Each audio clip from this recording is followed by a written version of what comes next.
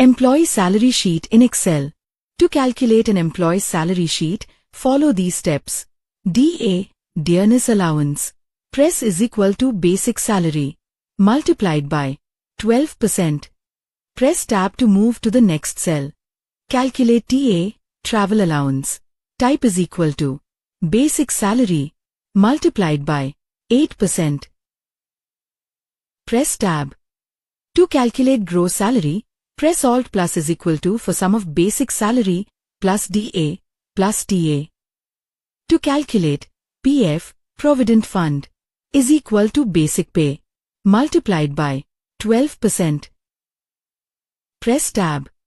Net salary is equal to gross salary minus PF. Press enter. Select the data. Copy down formula. Thank you for watching. Like and follow for more.